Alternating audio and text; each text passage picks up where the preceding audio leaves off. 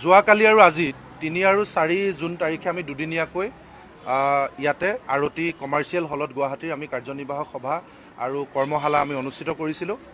আৰু যোৱাকালিৰ দিনটোত আমি আন্তঃৰাষ্ট্ৰীয় ৰাজনীতি, ৰাষ্ট্ৰীয় ৰাজনীতি আৰু অসমৰ বিভিন্ন দিশৰ লগতে বৃহৎ নদীবান্ধ, পুঁজিপতিয়ে অসমৰ থলুৱা লোকৰ ভূমি কুক্ষিগত কৰা, আত্মসাৎ কৰা আৰু অসম চৰকাৰে যিবিলাক আঁচনিৰ জৰিয়তে আচলতে সাধাৰণ মানুহৰ মাজত তেওঁলোকে ৰাজনীতি কৰিছে, বিশেষকৈ অৰুণোদয় আঁচনি, লাখপতি আঁচনি বা মাইক্ৰ' ফাইনেন্সৰ ঋণ ৰেহাই দিয়া আদি যিবিলাক বিষয় লৈ আমি দেখিছিলোঁ যে যোৱা সময়ত বিজেপিয়ে তেওঁলোকে সাংঘাতিক ধৰণে অসমৰ ওপৰত বিদেশী জাপি দিয়া, বৃহৎ নদীবান্ধ নিৰ্মাণ কৰা, মূল্য বৃদ্ধি কৰা আৰু নিবনুৱা সমস্যাৰ মাজতো যিবিলাক ইছ্যু লৈ আচলতে সাধাৰণ সহজ সৰল গ্ৰামাঞ্চলৰ লোকৰ মাজত সোমাই যাবলৈ তেওঁলোক সক্ষম হৈছিলে।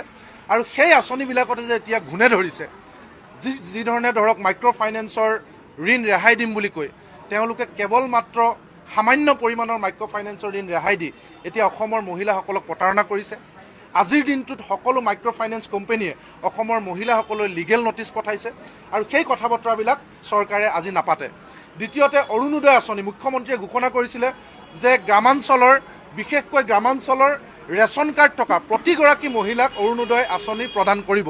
কিন্তু আজিৰ দিনটোত আপোনালোকে দেখিলে যে তেওঁলোকে বিভিন্ন অজুহাতত অৰুণোদয় আঁচনি নাম থকা মহিলাসকলৰ নাম কৰ্তন কৰিছে আৰু নিজৰ দলীয় কৰ্মীসকলক, দলীয় কৰ্মী পৰিয়ালৰ এটা পৰিয়ালক 2-3টা পৰ্যন্ত অৰুণোদয় আঁচনিৰ তেওঁলোকে প্ৰদান কৰিছে আৰু তেওঁলোকক ভোট নিদিয়া বা বিৰোধী দলৰ লগত জড়িত হোৱা মহিলাসকলৰ অৰুণোদয় আঁচনি কৰ্তন কৰিছে। গতিকে এই আটাইবিলাক বিষয় আছে। অন্য হাতেদি আপোনালোকে জানে যে লাখপতি আঁচনিৰ কথা, উদ্যমিতা আঁচনিৰ কথা কৈছিলে, প্ৰত্যেকগৰাকী মহিলাক লাখপতি কৰিম বুলি প্ৰথম ইনষ্টলমেণ্ট দিয়াৰ কথা কৈছিলে, সেয়াও আজিৰ দিনটোত চৰকাৰে দিবলৈ সক্ষম হোৱা নাই। ইত্যাদি বিভিন্ন সমস্যাৰ লগতে আপোনালোকে দেখিছে অসমৰ বিভিন্ন প্ৰান্তত ধুবুৰী, কাৰ্বি আংলং, পলাশবাৰীকে ধৰি বিভিন্ন পৰ্বতজোৰা বিভিন্ন অঞ্চলত আদানী আৰু আম্বানীয়ে অসমৰ থলুৱা জনজাতি লোকৰ কৃষিভূমি গ্ৰাস কৰিছে। গতিকে ইয়াৰ বিৰুদ্ধে আমি তীব্ৰ প্ৰতিবাদী কাৰ্যসূচী গ্ৰহণ কৰিম। পঞ্চায়তৰ প্ৰতিটো দুৰ্নীতিৰ বিৰুদ্ধে আমি প্ৰতিবাদী কাৰ্যসূচী গ্ৰহণ কৰিম। বৃহৎ নদীবান্ধৰ আমি বিৰোধিতা কৰি আহিছোঁ আৰু আমি কৈ থকা কথাবিলাক এতিয়া আখৰে আখৰে ফলিয়াইছে। ৰঙা নদীত দেখিছে আৰু নামনি সোৱণশিৰি জলবিদ্যুৎ প্ৰকল্প সম্পূৰ্ণ নিৰ্মাণ নহওঁতেই কি ধৰণৰ ভয়াৱহ পৰিস্থিতিৰ সৃষ্টি হৈছে দেখিছে। আপোনালোকে কপিলী নদীয়ে মধ্য অসমত কি ধৰণৰ বৃহৎ নদীবান্ধে পানীৰ সৃষ্টি কৰিছে, বৃহৎ প্ৰলয়ৰ সৃষ্টি কৰিছে আপোনালোকে দেখিছে। গুৱাহাটীৰ কৃত্ৰিম বানপানী সমস্যাকে ধৰি আদি আটাইবিলাক সমস্যাক লৈ আমি পৰৱৰ্তী দিনত অতি পৰিকল্পিতভাৱে সুসংগঠিতভাৱে আমি এই সংগ্ৰাম, আমাৰ কৃষক মুক্তি সংগ্ৰাম সমিতিৰ সংগ্ৰাম আগবঢ়াই নিয়াৰ কাৰণে আমি সিদ্ধান্ত গ্ৰহণ কৰিছোঁ।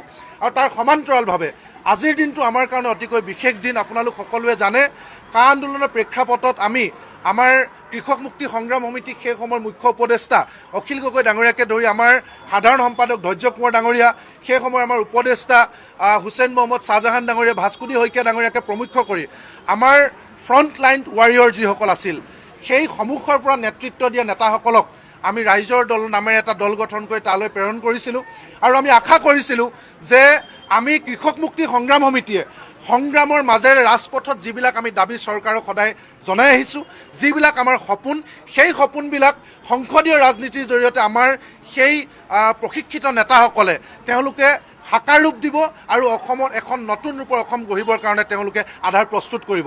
ইতিমধ্যে আমাৰ মাজৰ পৰা গৈ অখিল গগৈ ডাঙৰীয়াই সংসদীয় ৰাজনীতিৰ জৰিয়তে সফল হৈ বিধায়ক হৈ তেওঁলোকে কৃষক মুক্তি সংগ্ৰাম সমিতিয়ে ৰাজপথত যিবিলাক কথা আমি কৈছিলোঁ, 100% কৃষিভূমিত জলসিঞ্চনৰ ব্যৱস্থা কৰা, আমি যিবিলাক কথা কৈছিলোঁ বৃহৎ নদীবান্ধ বন্ধ কৰা, শিক্ষাৰ আমূল সংস্কাৰ কৰা আৰু অসমৰ প্ৰতিগৰাকী থলুৱা লোকক কৃষিভূমি বা মাটি অধিকাৰ প্ৰদান কৰা, লগতে অসমত নিজাববীয়াকৈ স্থানীয়ভাৱে উদ্যোগ প্ৰতিষ্ঠা কৰা আদি কামবিলাক তেওঁ খুব পৰিকল্পিতভাৱে বিধানসভাত এগৰাকী বিধায়ক হৈও বিৰোধী হৈও তেওঁ সজোৰে উত্থাপন কৰি চৰকাৰৰ দৃষ্টি আকৰ্ষণ কৰিবৰ কাৰণে বা চৰকাৰক পলিচি ল'বৰ কাৰণে বাধ্য কৰাইছে। সেই একেই পথেৰে আজি আমাৰ সন্মানীয় সভাপতি ৰাজু বৰা ডাঙৰীয়াক তেওঁ নিজে ব্যক্তিগতভাৱে সিদ্ধান্ত লৈছে যে আগন্তুক 2026 চনৰ বিধানসভা নিৰ্বাচনত তেওঁ সংসদীয় ৰাজনীতিৰ জৰিয়তে আগবাঢ়ি কৃষক মুক্তি সংগ্ৰাম সমিতিয়ে দেখা সপোন, আমাৰ আদৰ্শক তেওঁ আগবঢ়াই নিব বিচাৰে।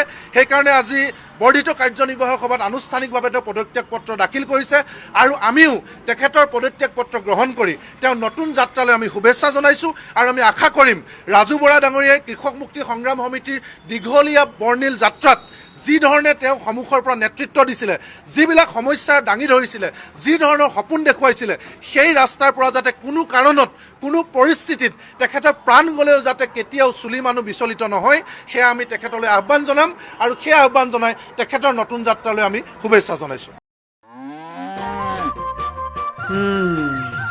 মোৰ লখিমী কেইজনীয়ে ইমান বেছিকৈ গাখীৰ দিয়ে, মনটো একেবাৰে ভাল লাগি যায়। বিয়মৰ দানা খোৱাৰ পৰা মই বেছিকৈ লাভৱান হৈছোঁ।